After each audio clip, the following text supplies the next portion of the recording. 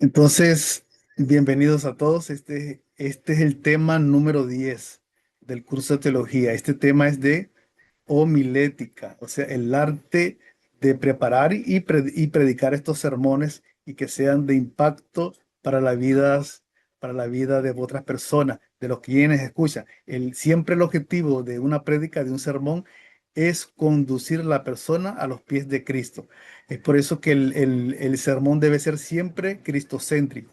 Claro, hay temas, ¿verdad? Que son diferentes temáticas de la familia, apología, doctrinales, pero siempre está ahí nuestro Señor Jesucristo.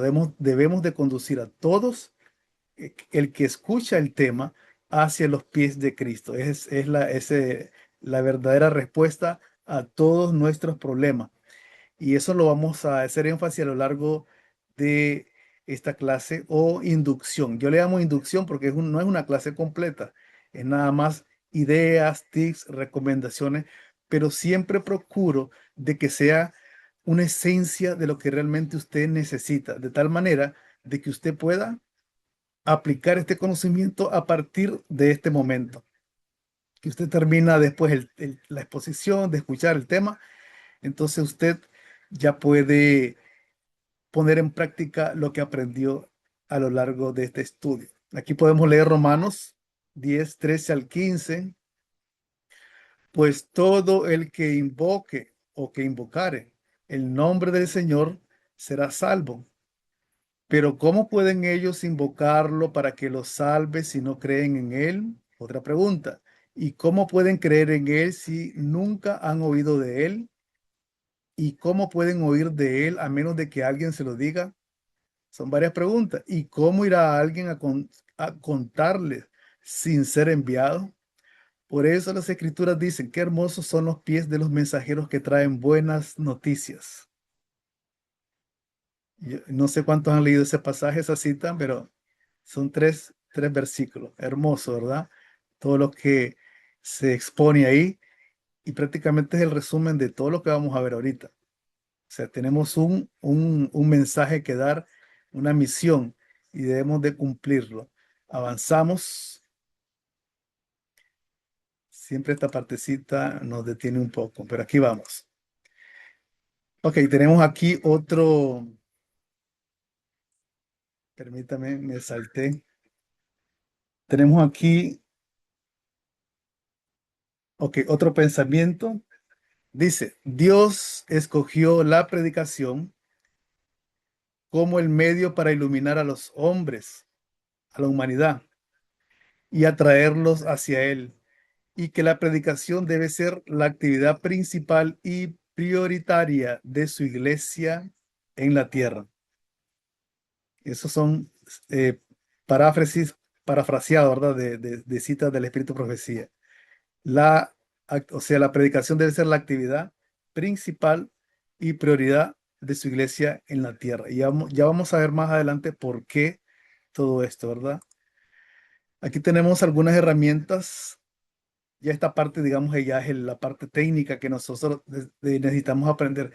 Aprendimos algo en propedéutica y hermenéutica, que la propedéutica es más que todo, estamos hablando de una clase, la primera clase que tuvimos, la propedéutica más que todo es conocer cómo está estructurada la Biblia, cuántos libros tiene, quiénes los escribieron, cómo los escribieron, eh, en qué año, en qué periodo, en qué circunstancias. Bueno, y eso nos va a permitir a nosotros hacer una buena hermenéutica, o sea, tr- eh, sacar, ¿verdad? El mensaje de cada una, el significado, el propósito de cada una de las citas bíblicas que ahí se encuentra. Y también conocer el contexto y cómo aplica esa información para la iglesia en nuestros días. Porque recuerden de que son escritos de hace, en el caso del antiguo, del Nuevo Testamento, hace de unos 2000 años atrás. En el caso del Antiguo Testamento, 4000 o mucho, o incluso más años todavía. Por ejemplo, en el tiempo de Jesús, cuando Jesús estaba, él decía, escrito está.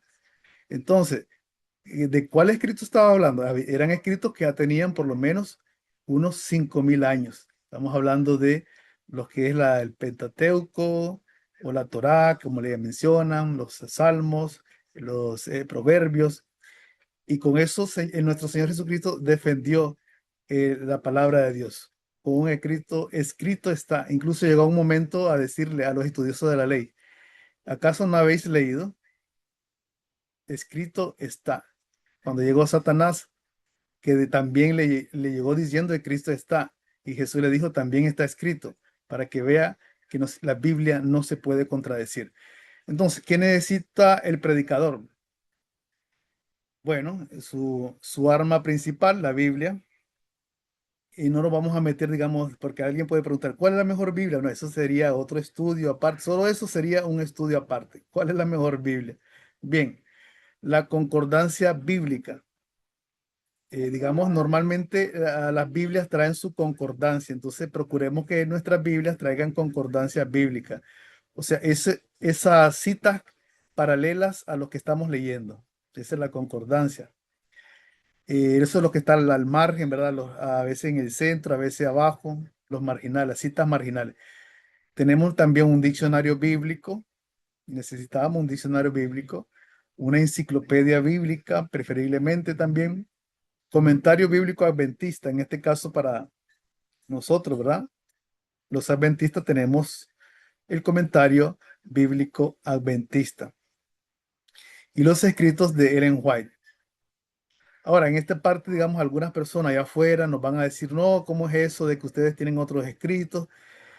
Los escritos de Ellen White nada más son una herramienta de estudio nada más. Nuestra herramienta principal es la Biblia. Alguien me decía, y eso ya lo hemos repetido creo que en dos clases, yo no necesito nada de esos escritos que usted menciona. Yo lo que necesito nada más es estudiar la Biblia y el Espíritu Santo.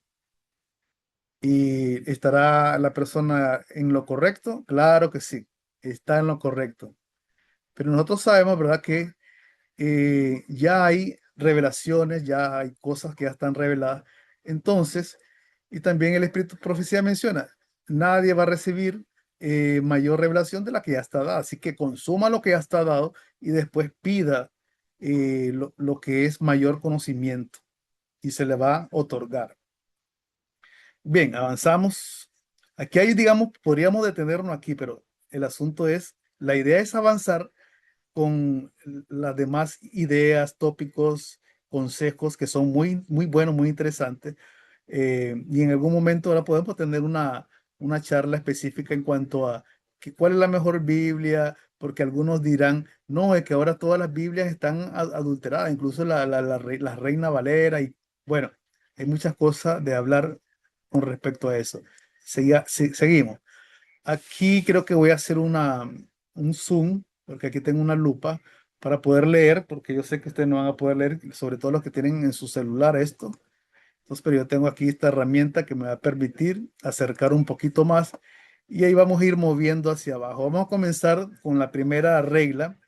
Esto ya lo vimos en la clase de hermenéutica, pero recuerde, como nosotros vamos ahorita a preparar sermones, entonces la idea es recordar algunas cuantas reglas de la hermenéutica que nosotros vimos para poder hacer un buen sermón que tenga, digamos, las reglas de hermenéutica que estamos viendo ahorita. Entonces, ¿qué es lo que tenemos que hacer? Bueno, cuando estamos, digamos, un tema que nosotros queremos desarrollar, por ejemplo, voy a hacer una pregunta, ¿verdad? Estén listos para responder. La pregunta es la siguiente, porque en base a eso, digamos, yo voy a desarrollar mi sermón. Estoy hablando de un ejemplo. Alguien me preguntó en los grupos de Facebook, me dijo, ¿el, el diezmo es de la ley moral o la ley ceremonial? ¿Qué responderían?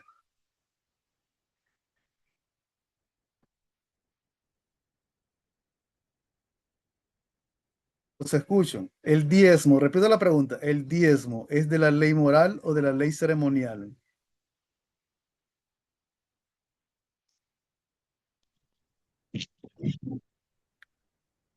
Adelante. Yo creo que es de Dios, yo creo que pertenece a Dios. Ah, ok. ¿Alguien más? Es un deber moral devolver a Dios lo que a Dios le corresponde. Entonces considera, hermano, que es una ley moral. A mi entenderse. Ok, muy bien. Entonces, yo le voy a decir la trampa en el sentido de que cuando nos hacen esa pregunta a nosotros, por ejemplo, si yo respondo, es moral, es moral. Entonces, ¿dónde están los 10 mandamientos? Me va a decir la persona, ¿verdad? Los que no creen en la vigencia del diezmo. Es que la pregunta está limitada con la respuesta, porque ellos te dan prácticamente que decidas si es moral o ceremonial. Entonces, ya habíamos dicho, moral. Entonces, ¿dónde están los 10 mandamientos? Porque ya saben, ¿verdad? Que nosotros nos centramos con la ley moral como los 10 mandamientos. Y si le decimos que es ceremonial, y no es que todo lo ceremonial fue clavado en la cruz. ¿Ok? Entonces, ahí ustedes, nosotros, ¿verdad? Estaríamos amarrados, porque la pregunta es mañosa. Y entonces, ¿cómo responderíamos? Bueno, es un estudio completo, pero en el caso del diezmo, nosotros sabemos que está mucho antes de lo ceremonial. Acuérdense que estaba desde el tiempo de los patriarcas, o sea, lo podemos mencionar desde ahí. El hermano menciona, era un compromiso con nuestro Señor, también correcto para su obra. Pero ya sabíamos nosotros que ya sabemos, ¿verdad? Que está escrito que los patriarcas ya apartaban, ¿verdad? El diezmo para que también la obra avanzara. Bien, entonces nada más, simplemente hay que limitarnos en cuanto a la respuesta. Ahora, vamos al asunto de las reglas de la hermenéutica. Incluya todo lo que el profeta ha dicho sobre el tema, a Hermano una Silva. discusión antes de llegar a una conclusión. Permítame, recuerden que el tema no era el diezmo, así que no Ah, queremos sí. centrarnos en eso. Nada más era una idea, ¿verdad? Una idea. Es que si nos detenemos, no avanzamos. Ya hemos mencionado, ¿verdad? Ese detallito anteriormente. A veces solamente damos unos ejemplos, pero yo sé que van a surgir otras preguntas, otros deseos, y la idea no es quedarnos en un tema, sino desarrollar el tema principal. Ahora, vamos con eh, el número 2. ¿Qué hacemos cuál es la sugerencia de la regla? Cada declaración dice debe entenderse dentro de su contexto histórico. Ok, hay varios ejemplos que puedo mencionar, pero ya saben, cuando comenzamos a dar ejemplos, entonces de repente nos quedamos ahí con los ejemplos, tratando de descifrarlo. Entonces, deben estudiarse el tiempo, el lugar, las circunstancias bajo los cuales se hizo esa declaración. Yo le mencioné a los hermanos, miren, ¿por qué tenemos que estudiar la Biblia? Porque algunos dicen, no, no, no, yo solo leo mi Biblia y el Espíritu Santo me va a instruir. Y claro, es correcto, ¿verdad? Pero nosotros tenemos que usar las técnicas que ya se conocen y las interpretaciones que ya se tienen, a irlas analizando. Por ejemplo, imagínense que si personas que estaban cerca de Jesús escucharon hablar de Jesús, lo malinterpretaron. Ahora nosotros, después de 2000 años incluso con los de escritos del Antiguo Testamento, ¿cómo no nos vamos a equivocar si no analizamos en profundidad los escritos? Lo tenemos que estudiar tal y como lo estamos mencionando ahorita con las reglas de hermenéutica. Número 3, debe reconocerse el principio implícito de cada declaración de consejo o instrucción a fin de comprender su relevancia para quienes viven en tiempos o lugares diferentes. De ahí es donde el predicador saca un mensaje, ¿verdad? Para los que estamos en contemporáneos, en nuestros días. O sea, porque hay una circunstancia de repente diferente en aquellos tiempos y estamos en otros tiempos. Por ejemplo, imagínense que aplicáramos literalmente aquel versículo que dice, calla la mujer delante de la congregación. ¿Ok? Entonces habría un gran problema en nuestros días, pero eso tiene un significado en su tiempo, en su forma, en su contexto, que lo podemos ver en otro momento. Ahorita solamente estamos dando la idea. Ahora, número 5.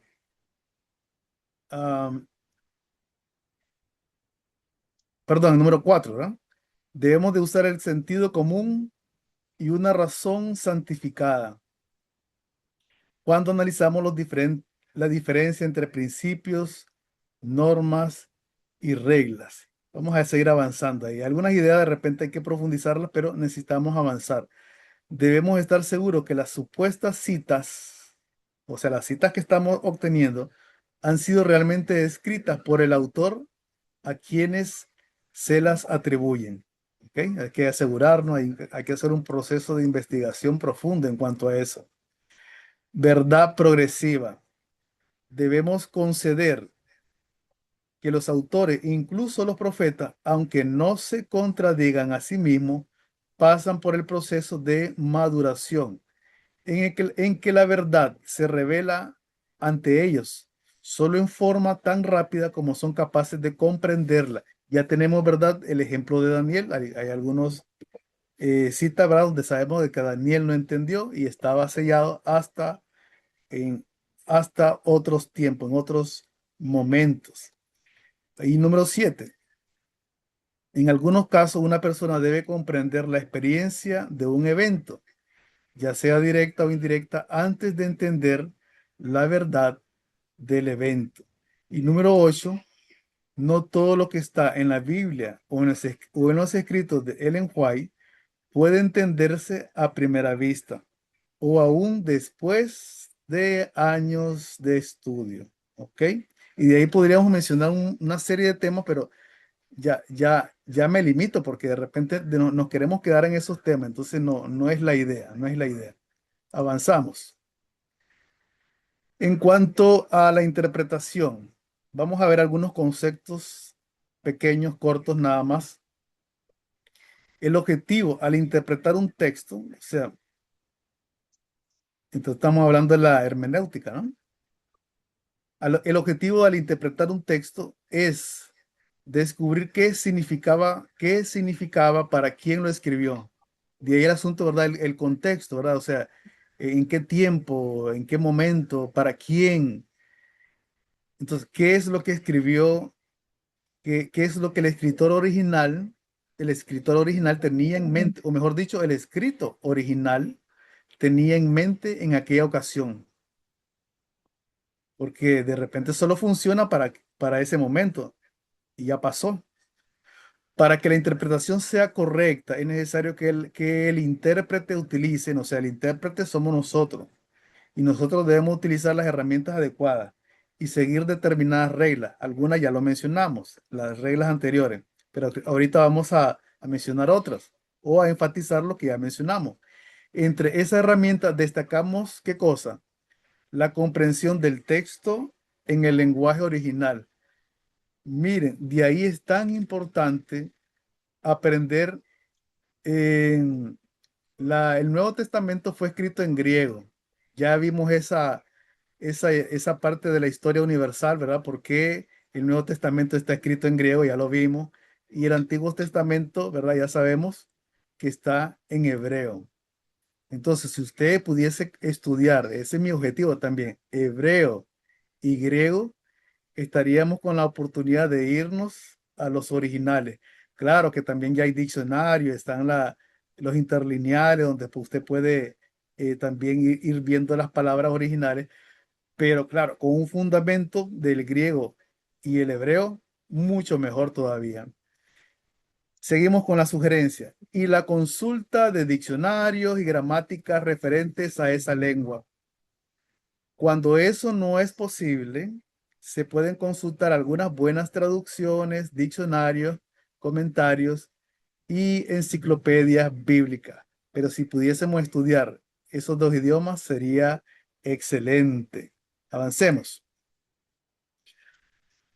Aquí tenemos las partes de un sermón y sugerencias, ¿verdad? Esto es un resumen. Hermano Axel va a mencionar algo. Adelante.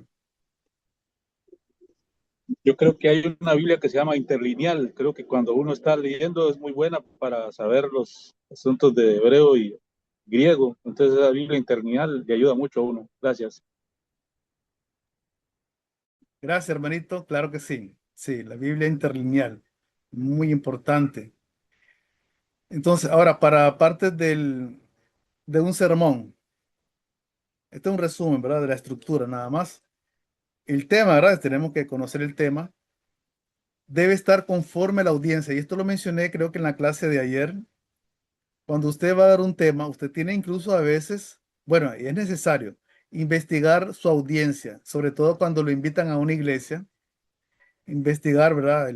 Incluso el nivel de profesionalismo, las circunstancias en las cuales se encuentra la iglesia en ese momento. Alguien mencionó, ¿verdad? Ayer que no hay que preguntar tanto porque de repente podríamos estar señalando. Pero yo creo que el predicador va a tener sabiduría en cuanto a eso. Contacto, ¿verdad? Pero si hay un problema dentro de la iglesia, también se puede aconsejar sin señalar. Número dos, objetivos. O sea, los objetivos me van a permitir a mí, a la hora que yo estoy desarrollando el tema, llevarlos a una acción. El objetivo es lo que yo me propongo con el tema para llevarlos a una acción. El título debe ser corto y que llame la atención. La introducción, ¿qué tiene que hacer en la introducción usted? Entonces, recuerden, en la introducción hay que cautivar la atención de los oyentes. Hay que mantenerlos, ¿verdad? Despiertos, sobre todo aquellos que se duermen. Entonces, usted tiene que buscar algunas técnicas, algunas formas de mantener a la audiencia desde el inicio, ¿verdad? Programado para que esté atento a lo que usted va a mencionar. De repente, usted va a decir, aquí yo voy a mencionar algo que les va a permitir a usted responder a la pregunta que yo les voy a hacer después. Entonces, ahí los mantiene usted, ¿verdad? A la expectativa, están pendientes. Bueno, el que tiene interés. Después alguien puede preguntar, porque aquí no se menciona, bueno, ¿y cuánto tiempo? Porque esto no está aquí. Tenemos la homilética parte 2, ahí podemos ver el tiempo. Pero se aconseja, ¿verdad? Que no se pase de 30 minutos. 35 está bien, pero ya 40 minutos ya la persona ya se incomoda, sobre todo aquellas iglesias donde ya sabemos que al mediodía, a las 12 más o menos es la salida. Incluso hay hermanos que se programan. A las 12 después de las 12:15 se ha comprometido con otra actividad fuera de la iglesia. Y si la persona, el predicador no ha terminado, se va. Y si usted tiene un hermanito que tiene el primer amor, o sea, cuando digo el primer amor es que está nuevo, nuevecito, tierno en lo que es en la palabra de Dios, pero están súper motivados. Entonces también ellos extienden, cuando están dando temas, ellos se extienden bastante porque tienen el primer amor. Ya, alguien me dijo así, llegó un hermano, tardó hora y media con el sermón y él dijo que era porque tenía el primer amor. Bueno, ahí le pregunté a un joven para ver qué pensaba de eso. Pero claro, le pregunté, ¿qué piensas del tema de hoy? Tremendo, dijo. Yo pensé que iba a decir demasiado tiempo, pero me dijo tremendo. Entonces, cuando el sermón es tremendo, no importa el tiempo. Pero si usted mira que ya un hermano está bostezando, otro se está durmiendo y otro se está acomodando demasiado en la banca, entonces me acuerdo que yo lo leí en un libro de homilética, precisamente, un libro antiguo. Dice, el momento de terminar, dice, cuando usted mira que la persona se mueve en la banca, así decía el consejo del libro. Dice, cuando usted mira que se están moviendo mucho en la banca, ya termine ese tema, por favor. ¿Alguien iba a mencionar algo? Hermano, buenas tardes. Adelante, hermano Carlos. Mire, yo no es que voy a hablar mal, no me lo tomen por ese lado, pero yo creo que mucho tiene que ver la consagración que tiene, sea pastor o no sea, con Dios, porque le digo, hay pastores que sinceramente aburren sus predicaciones. Yo he estado, y hay pastores que tienen esa, ese don de que la gente no se aburra. Ancianos que tienen una manera de predicar y que, verdad, uno no se aburre. Yo creo que mucho tiene que ver la consagración entre Dios y el hombre. Así hay, por ejemplo, los pastores han estudiado mucho y yo me he topado con pastores, hermanos, que en 20 minutos los hermanos se aburren en sus predicaciones. Yo creo que, ya lo digo, tiene que ver la consagración entre Dios y el hombre. Eso era todo. Claro, hermano, excelente, claro. Mire, yo tengo, bueno, ya mis muchachos ya crecieron, pero eso por eso depende, ¿verdad?, de la audiencia. Entonces, mi niño cuando estaba pequeño, yo no lo descifraba bien, ¿verdad? Pero cuando predicaba un pastor, él se sentía mal, me decía, me siento mal, quiero ir a la casa. Entonces, bueno, yo le llevaba a la casa, tal vez a tomar agua, tal vez ir al baño, pensaba yo. Cuando ya pasaban 30 minutos o que él calculaba que el pastor iba a terminar, él decía, ya me siento bien y íbamos de regreso a la iglesia. Pero me di cuenta, ¿verdad? Después que era por el pastor, la forma de predicar. Después había otro pastor, un pastor joven, muchacho, dinámico. Él literalmente dramatizaba su sermón. Era como estar viendo una película. Y este niño se salía de la banca, agarraba una silla y la ponía a la par de la banca, porque él quería ver todo desde, como dice uno, de primera plana. Se emocionaba con el sermón. Claro, eso depende, digamos, de la audiencia. Y como mencionó el hermanito, ahora depende, claro, de la consagración de la persona, de su experiencia, de su preparación. Bueno, muchos factores influyen en eso. Seguimos. Alguien mencionó, voy a leer algunos comentarios por acá, me lo pueden ir dejando en el chat. Dice un hermano, algo así como una sugerencia, ¿ah? Poco que agrade y no mucho que enfade. Bueno, seguimos. Am, Estamos, ¿verdad? Creo que estábamos en el número 4. Introducción. Cautivar la atención de los oyentes. Debe ser breve, apropiada, interesante y sencilla. Ahí está la clave. La voz. Inicie lentamente y vaya aumentando la voz. La argumentación. Haga un bosquejo de su tema. Eso es muy importante. O sea, tiene que estar ahí por escrito para que usted sepa por dónde va en su sermón. La argumentación. Bueno, ya lo mencioné. Y la conclusión, hacer un resumen y eso es muy importante, conducir a la acción. A veces hay muchos pastores, bueno, que siempre hacen llamados en su momento, en cualquier tema, ¿verdad? Siempre hacen un llamado. Bueno, hacen un compromiso para con los presentes. Seguimos, avanzamos.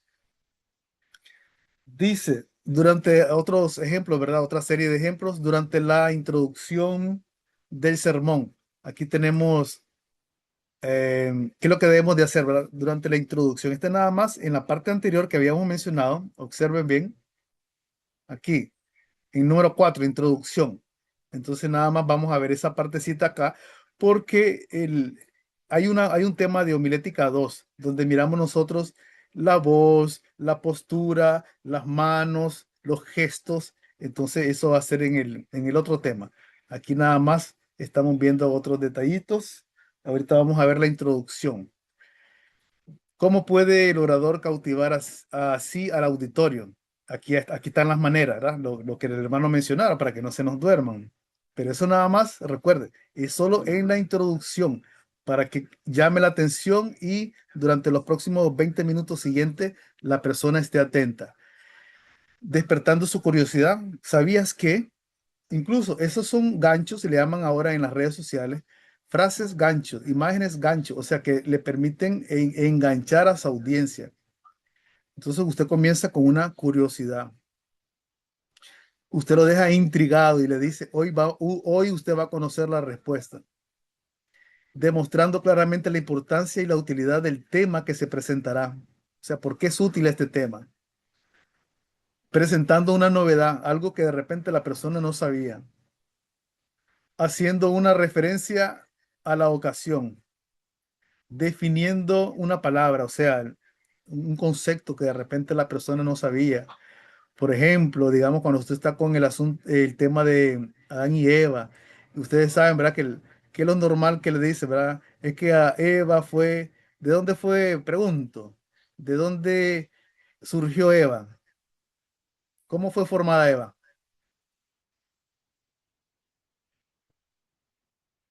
¿Alguien que me pueda responder? Del costado de Adán. ¿Y por qué dicen la costilla? Traducciones. Traducciones, correcto, hermanito. Lo que sucede, bueno, es que es más, costado, para nosotros, en la palabra en español, costado, costilla, como que tiene tal vez el mismo, la etimología que le llamamos nosotros, el origen.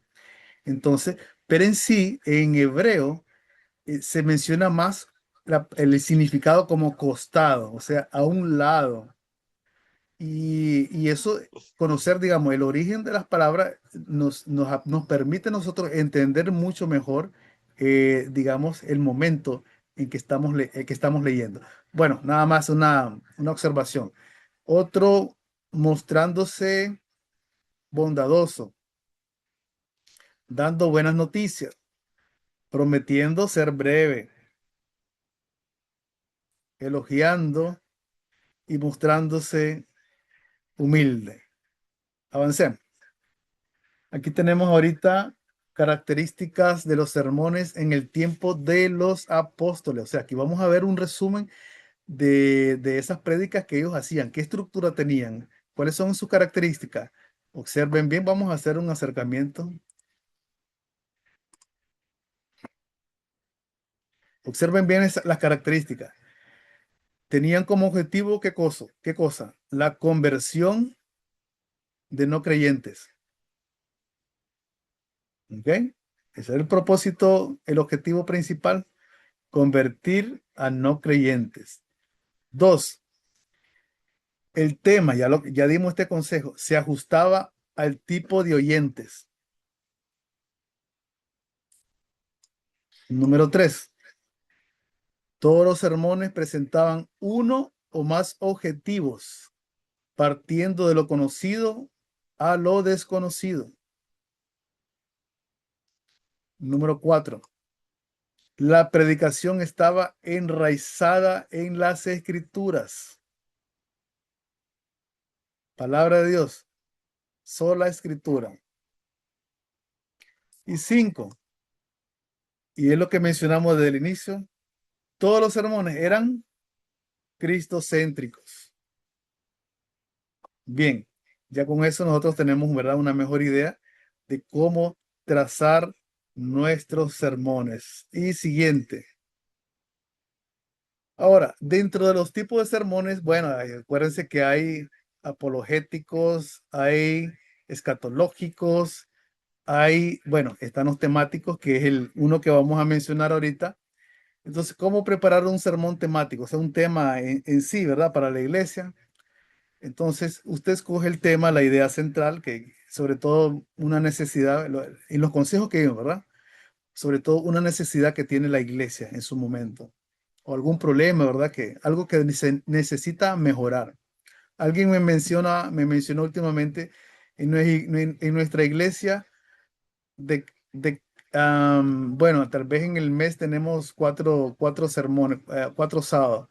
Dice, de los 4 sábados del mes, uno es de mayordomía. Los hermanos ya lo han descifrado. Entonces, al final, solo mayordomía nos quieren meter, dice. Recuerden que hay una programación. Bueno, solamente una observación.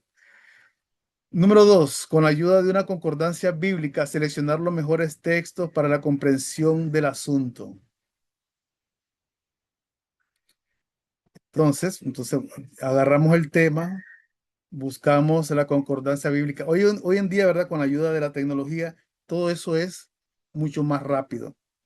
Incluso si nos da tiempo, podríamos hacer una demostración de cómo hacer un sermón ayudándonos con la tecnología.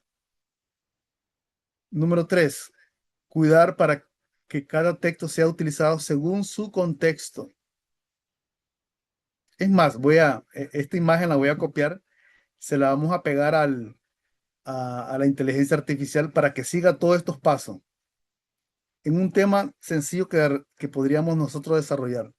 Algunos dirán, bueno, y ahora ya no quieren ni estudiar los hermanos, ya solo pegar y copiar nada más quieren hacer. Miren, hermanos, la IA es una herramienta para, en este caso, ahorrarnos tiempo de investigación, porque si no, claro, usted va a su diccionario y ese proceso de investigar es muy bueno, claro que sí, es muy bueno, pero estamos en unos tiempos tan acelerados que nosotros tenemos que usar la tecnología para ir al ritmo de estos tiempos. Y claro, algunos podrán tener alguna diferencia en cuanto a esto, ¿verdad? Pero eh, hay que aprovecharla. Es mi consejo. Siguiente, determinar las diversas ideas complementarias o de apoyo a la idea central. Preparar el bosquejo. Miren, eso también yo lo hago. Aquí tengo, vamos a ver, yo tengo un bosquejo. Bueno, de bosquejo pasó a diagrama. A ver si de repente lo pueden ver. ¿Dónde están? Creo que están aquí. No, no lo van a ver. No, tengo que copiárselo y se lo voy a enviar ahí, pero tengo mi celular hasta por allá, así que no lo puedo hacer ahorita. Tengo el bosquejo ya que ya quedó como un diagrama, de tal manera de que ahí está todo ya. Yo ya no necesito para ese tema volverlo a investigar. El tema es sobre la ley, así se lo voy a ver ahorita rapidito. Entonces, porque algunos mencionan ahora la ley clavada en la cruz y comienzan a decir, no, no, que todo de la ley es un ministerio de muerte, te dicen, que condena al transgresor.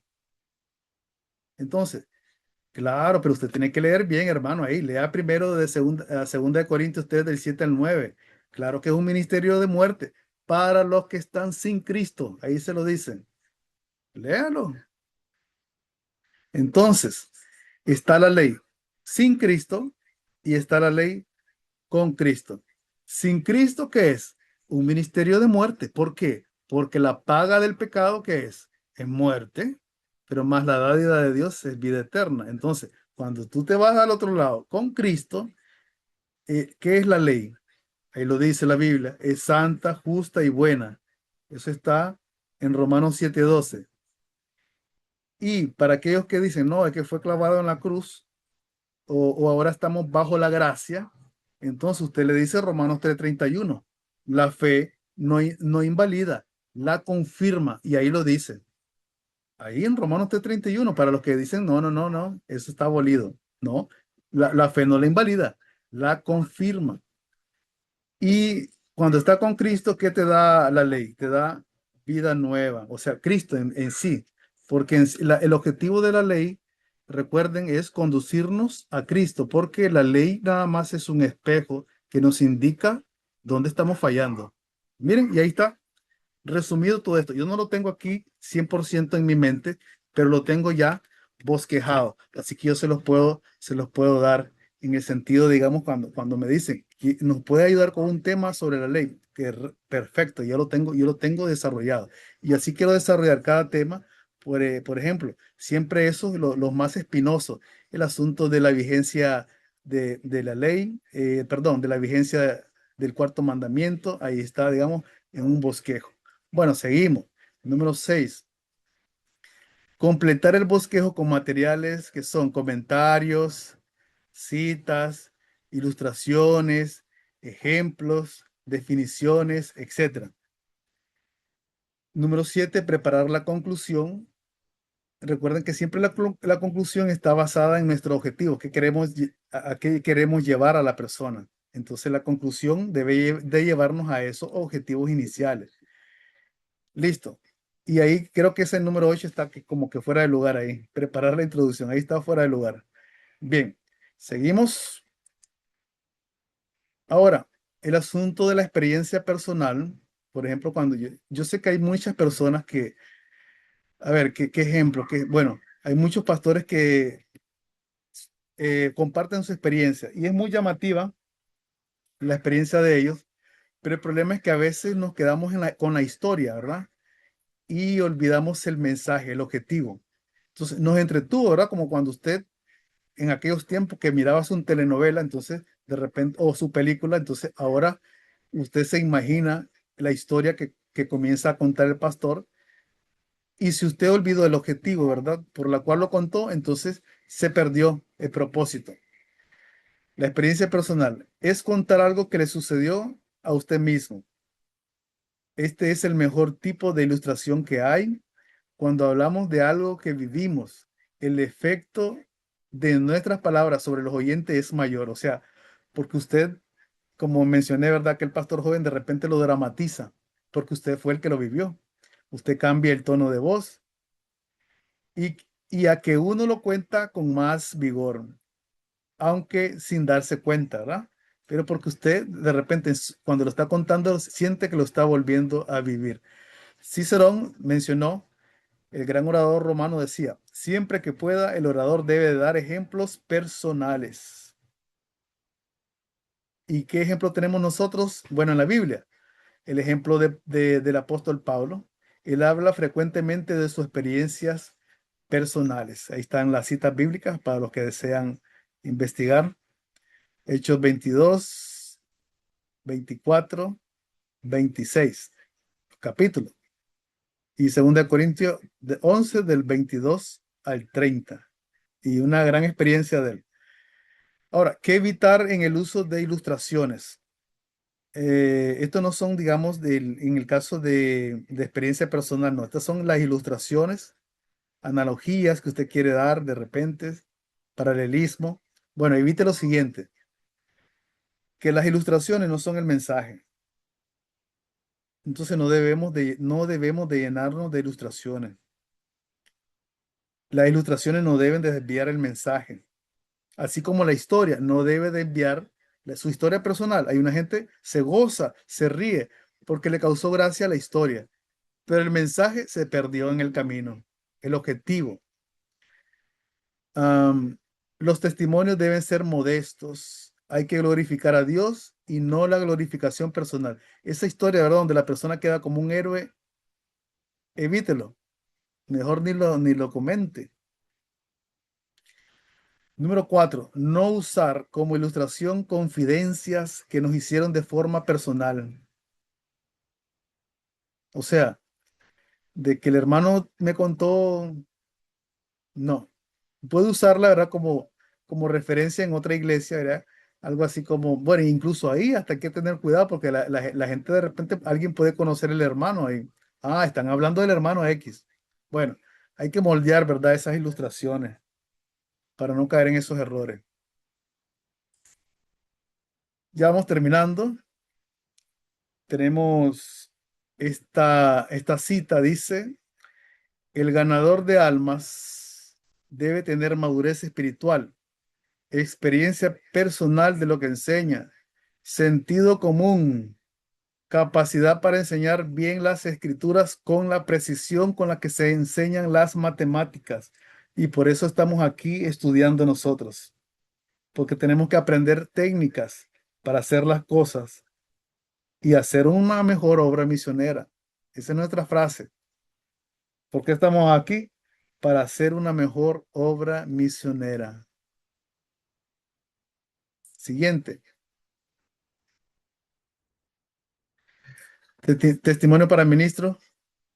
Los pioneros de la iglesia adventista eran mayormente autodidactas. ¿Qué es un autodidacta? Alguien que estudia por sí mismo, por su cuenta. No ha ido a la universidad, no es un PhD, no es un licenciado en asuntos de escritura. Él investiga. Son hombres, mujeres consagrados. Eso es lo principal, ¿verdad? La consagración. Hábiles y expertos. Basta leer sus escritos para verificarlos, pero conscientes de sus limitaciones académicas, se sentían muy humildes. Cuando apareció en medio de ellos a comienzos de la década de 1880, un educador diplomado, un licenciado, no es sorprendente que lo apoyaran y le confiaran un puesto importante en la obra educacional. Ubicado demasiado pronto en un cargo de suma responsabilidad, cuando sabía poco de la doctrina y la historia de los adventistas. Ese hermano resultó incapaz de asumir las responsabilidades que se le habían confiado. ¿Ok? Entonces, usted, mi hermano, hermana, bueno, yo no soy licenciado en teología, nada de eso. No soy PhD en ninguna doctrina. Sí tengo experiencia, ¿verdad? Con este ministerio ya más de 15 años, creo yo. Entonces, lo que va aquí a importar es nuestra, como dice aquí, nuestra consagración, nuestro compromiso con la obra y cuánto, ¿verdad?, hemos invertido por ella, asunto de tiempo, incluso cosas materiales. Entonces ya queda aquí, ¿verdad?, el ejemplo de Pablo. Como aprendimos en la lección pasada, trimestre pasado, que era un príncipe de los judíos. O sea, tenía una posición muy buena, pero dejó todo eso, ¿verdad?, por la obra ministerial. Por eso el Señor le dijo, dura cosa es dar coces, patadas contra el aguijón, cuando estaba persiguiendo a los cristianos. Y entonces Él le va a enseñar, ahora le dice Cristo, voy a enseñar cuánto hay que sufrir por esta obra. Y si hablamos de asuntos de sufrimiento, digamos, tal corporal y en todos los sentidos, pues Pablo lo experimentó, pero aún así se sentía gozoso. Por eso él dijo, para mí el vivir es Cristo y morir es ganancia. Incluso llegó un momento en que no sabía qué era lo mejor, si estar con Cristo, o sea, ya ir al descanso y esperar la segunda venida, o seguir predicando. Las dos cosas para él eran excelentes. Espero que todos tengamos esa motividad de Pablo. Ya vamos terminando. Escribiendo sobre la necesidad que muchas personas, permítame que aquí no lo puedo leer bien, tienen de saber qué deben hacer para ser salvas, la señora White declaró que no debe presentarse un solo sermón, a menos que una porción de su discurso se dedique especialmente a hacer claro el camino por el cual los pecadores pueden acudir a Jesús y ser salvos. El mensaje siempre debe ser cristocéntrico y que ningún discurso debe predicarse jamás sin presentar a Cristo y al crucificado como fundamento del Evangelio. Mateo 24:14. No olvidemos que este mensaje va a ser predicado, el Evangelio del reino en todo el mundo para testimonio de todas las naciones y entonces vendrá, ¿qué cosa? El fin. Y eso llega a su desarrollo final muy pronto con el fuerte pregón, el mensaje del cuarto ángel. Dejo de grabar aquí y nos quedamos en la sala.